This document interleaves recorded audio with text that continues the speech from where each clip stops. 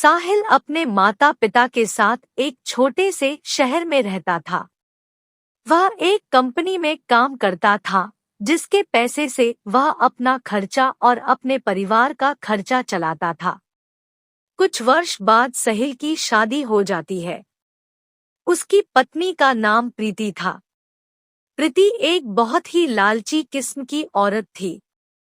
प्रीति को जब भी पैसे मिलते थे तो वह तरह तरह के कपड़े और गहने खरीद लेती थी।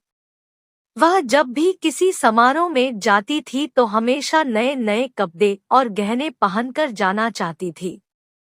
जब उसके पास नए कपड़े और नए गहने नहीं रहते थे, तब वह अपने पति साहिल से जिद करके खरीदवा लेती थी। उसकी वजह से काफी खर्चा इन सारे चीजों पर हो जाता था। उसकी लालच से उसका पति भी तंग आ गया था। साहिल प्रीति को हमेशा समझाया करता था कि हमारी कमाई उतनी नहीं है कि मैं तुमको हर समारोह में जाने के लिए अलग अलग तरह के कपड़े और गहने खरीद कर लाया करूं। मगर प्रीति उनकी बातों को मानने के लिए तैयार ही नहीं होती थी।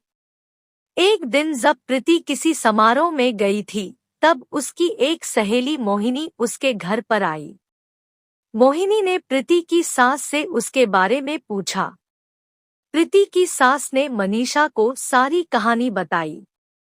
मोहिनी ने अब प्रीति को सबक सिखाने के लिए एक योजना बनाई। वह प्रीति के घर से सारा राशन लेकर चली गई और राशन के डिब्बे में अपने गहने और नए कपड़े लाकर भर दिए। जब प्रीति समारोह से वापस आई तब वह किचन के डिब्बों में गहने देखकर बहुत खुश हुई। शाम हुआ, जब प्रीति खाना बनाने गई तब उसे राशन नहीं मिला। तब वे अपनी सास से पूछा, सारा राशन कहाँ गया? उसकी सास ने जवाब दिया, मैंने सारा राशन और घर का सारा सामान बेचकर तुम्हारे लिए गहने और कपड़े खरीद लिया है। तुम बदल बदल कर हर दिन नया पहनो। प्रीति बोली, मगर खाने के बिना मैं गहनों और कपड़ों को क्या करूंगी?